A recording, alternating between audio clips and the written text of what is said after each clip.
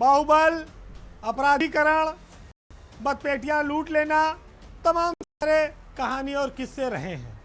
बहुत सारे अपराधी ऐसे रहे जो जेल से बैठकर चुनाव प्रभावित करते रहे और जेल से ही वो चुनाव जीतते भी रहे। यूपी की सियासत में लेकिन अब वह दौर बीत चुका है। लोकसभा के इस चुनाव में हम 3 प्रमुख नामों पर आज चर्चा करेंगे जो जेल की सलाखों के पीछे हैं, लेकिन अपनी पार्टी, अपनी राजनीतिक सोच, अपने लोगों को सियासत में स्थापित करने के लिए तमाम सारे संदेश, गोटियां और मैनेजमेंट की भूमिका में वो काम कर रहे हैं, चला रहे हैं। सबसे पहली बात दिल्ली के मुख्यमंत्री केजरीवाल की। दूसरा नंबर है आजम खां का जो समाजवादी पार्टी के दिग्गज हैं, और तीसरा धनंजय सिंह का। ये तीनों बड़े नाम जेल में हैं, लेकिन चुनाव जेल से कैसे मैनेज किया जाए, अपने लोगों को कैसे लड़ाया जाए, इस पर उनका लगातार दिमाग और कार्यक्रम चल रहा है। दिल्ली के मुख्यमंत्री अरविंद केजरीवाल जेल में है, पार्टी के मुखिया लोकसभा में दिल्ली, पंजाब, उत्तर प्रदेश जैसे राज्यों में उनको अपनी पार्टी की नैया पार लगाने की जिम्मेदारी थी, लेकिन अब वो सहयोगियों पर चली गई। एक और नाम बहुत महत्वपूर्ण है आजम खां का। रामपुर के प्रभाव इतना है कि आजम खां से मिलने अखिलेश यादव सीतापुर जेल में गए और उनकी ही इच्छा पर मुरादाबाद के सांसद, लेकिन मुरादाबाद के बाद रामपुर में उनकी इच्छा पूरी नहीं हो पाई।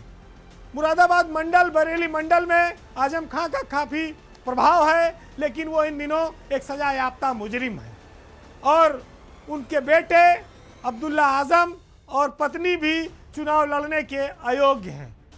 तो आजम का परिवार इस लोकसभा चुनाव से पूरी तरह गायब हो गया, लेकिन उस सियासी जमीन को बचाने के लिए उस पर उनकी निगाह लगातार बनी हुई है। वो चुनाव तो लड़ना चाहते थे, लेकिन वो भी सजा याफ्ता हो गए, जेल में हैं।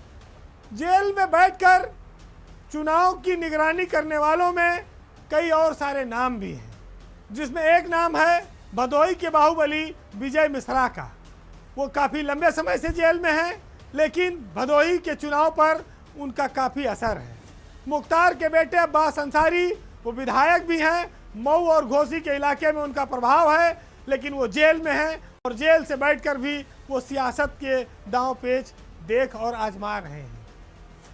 तमाम सारे रसूखदार हैं ये लोग, जिनका अपने क्षेत्र में अपनी जाति पर काफ़ी पकड़ है, काफ़ी वोट है, लेकिन वक्त और कानून की मार ऐसी पड़ी है कि वो सलाखों से बाहर नहीं आ सकते, एक्टिव पॉलिटिक्स में भाग नहीं ले सकते, लेकिन वो प्रभाव डालने में सक्षम है।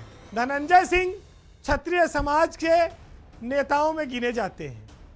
वो खुद नहीं लड़ पाए, अब अपनी पत्नी को लड़ा रहे हैं, यानी उन्होंने खुला ऐलान कर रखा है कि वो मानेंगे नहीं।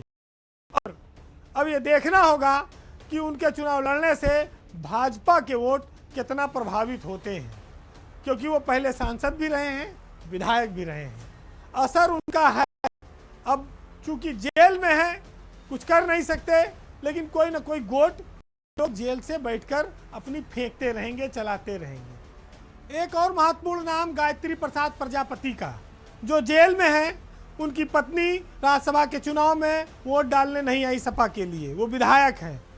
अप्रत्यक्ष रूप से उन्होंने भाजपा को फायदा पहुंचाया।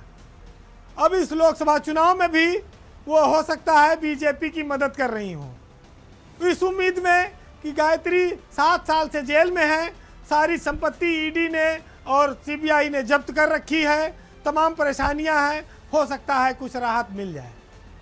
तो ये चुनाव नेता जहाँ एक और जमीन पर लड़ रहे हैं, वहीं दूसरी ओर ये चुनाव सलाखों के पीछे से भी कुछ दिमाग, कुछ नाम जो ऐसे हैं जो चुनाव लड़ और लड़ा रहे हैं।